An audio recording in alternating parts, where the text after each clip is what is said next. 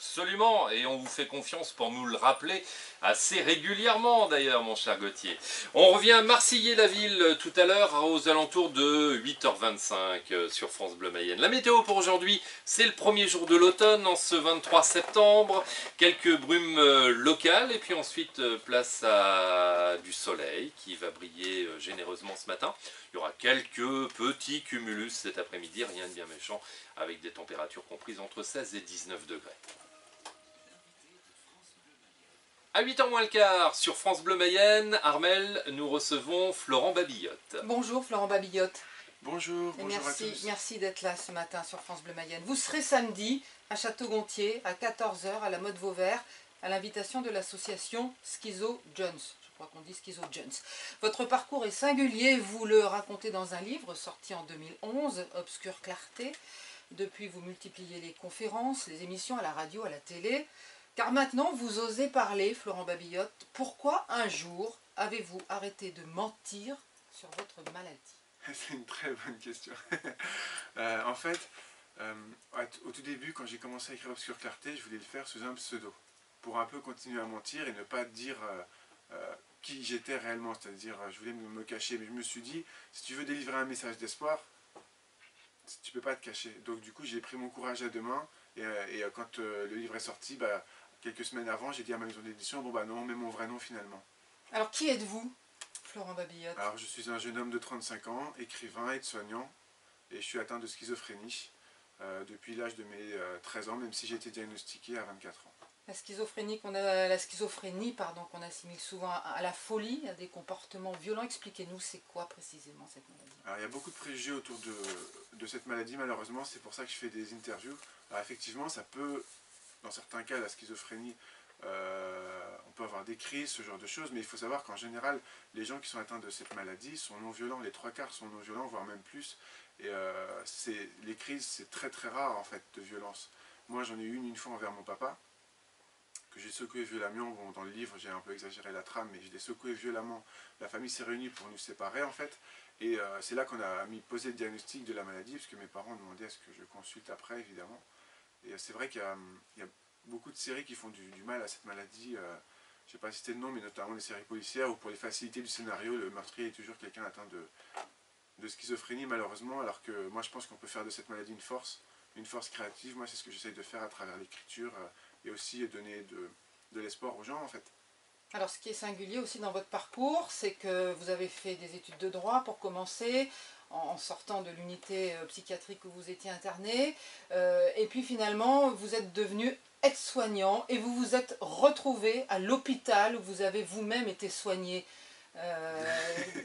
Voilà, là on n'est pas en pleine schizophrénie, là c'est vraiment réel. Oui, on est dans la réalité, et c'est vrai que le premier jour, ça a été un voyage difficile, dans le sens où j'ai dû aller dans l'unité dans laquelle j'étais passé avant, et forcément c'est un moment pas anodin, parce que je me suis dit, je pourrais peut-être encore y être. J'ai vu des résidents, des personnes qui étaient là, et moi que j'avais côtoyé en tant que personne soignée, et moi je devenais aidant, personne soignante.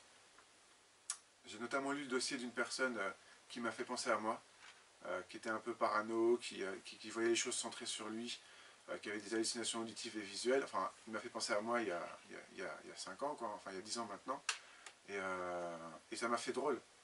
Ça m'a fait drôle, j'ai eu besoin de me poser parce que j'étais pas bien pendant quelques instants, mais j'ai fait face, et j'ai réussi à rebondir, et ça reste un moment inoubliable en fait. Aujourd'hui, vous devez avoir un rapport très spécial avec les malades dont vous vous occupez. Forcément, puisqu'on a vécu les choses. Donc je dis pas que j'ai un meilleur rapport que mes collègues aides-soignants, ce que je peux dire c'est que j'ai un sentiment d'empathie qui peut être développé. Vous dites, j'ai voulu faire de ma maladie une force, c'est-à-dire qu'aujourd'hui vous assumez complètement, vous revendiquez même cette différence? Je la revendique, oui. Pour moi, on est tous différents, que ce soit une personne entre guillemets normale, une personne autiste, une personne atteinte de schizophrénie. Et en fait, le terme maladie, même si c'est une maladie, ce sont plutôt un ensemble de symptômes, en fait, la schizophrénie. Ce qu'il faut savoir, c'est qu'il y a autant de formes de schizophrénie qu'il existe de personnalités. Et moi, dans mon cas, j'essaye de faire de ça une force. Et une force créative, je le répète.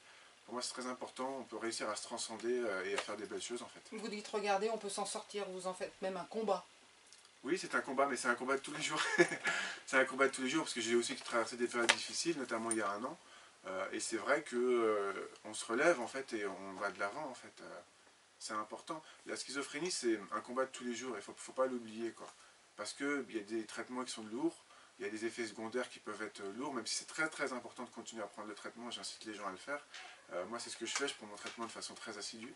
Mais il faut savoir que ça engendre des impatiences, ça peut faire des crises de boulimie, ça peut également faire des pertes de mémoire ou ce genre de choses, notamment au niveau de la concentration. Moi, je sais qu'au niveau du travail, par moment, j'ai eu des difficultés de concentration, donc j'ai dû faire tout un travail dessus. Et c'est vrai que c'est important. Quand on cible un point faible, en fait, on est aussi fort que son plus gros point faible. Et quand on cite un point faible qui nous est personnel, c'est à nous de le travailler pour progresser, en fait. Et grâce à ces traitements, même lourds, aujourd'hui vous êtes stabilisé, vous avez une vie complètement normale. Tout à fait, je suis marié avec une femme que j'aime, je lui fais un coucou si elle écoute, et qui a 4 enfants qui sont super, enfin j'ai beaucoup de chance. Alors justement, l'amour dans toute cette histoire, quelle place tient-il? Et une place prépondérante, je pense que sans amour on fait rien. En fait, dans un premier temps, ça a été l'amour de ma famille qui m'a sauvé, ils m'ont beaucoup aidé. L'amour de l'écriture, parce que c'était comme une psychothérapie, écrire Obscure Clarté, forcément. Et puis je dirais l'amour des gens, parce que je reçois beaucoup de lettres, de courriers, d'emails, de familles qui veulent des conseils. Et c'est vrai que dès que je peux, j'essaye d'aider, en faisant des conférences notamment. L'écriture, ça a été le moyen de parler de votre maladie? Oui, premier moyen. Ça a été le premier moyen, ça a été... En fait, au début, je ne savais pas si j'allais parler de ma maladie, je voulais parler de moi. Je voulais essayer de m'en sortir, et puis c'est devenu comme une évidence, finalement. C'est devenu comme une évidence que je ne pouvais plus cacher ça, parce que je le cachais à tout mon entourage. Mes amis n'étaient pas au courant, les voisins ne savaient pas. Enfin, à la fac, quand je suis parti du jour au lendemain, parce que je me suis fait interner dans un hôpital psychiatrique, personne n'était au courant, en fait, sauf ma famille proche, quoi. Et je voulais plus qu'on ait cette honte de devoir se cacher tout le temps, ça m'énervait, quoi. Et bon, mais il m'a fallu du temps, hein, parce que dans un premier temps, j'étais dans le déni. Comme je disais, je cachais tout. Et dans un deuxième temps, j'ai eu envie de me transcender, j'ai eu envie de bousculer les choses, en fait. Alors depuis l'écriture, vous poursuivez, il y a une suite à Obscure Clarté, il y a même un roman qui est prêt.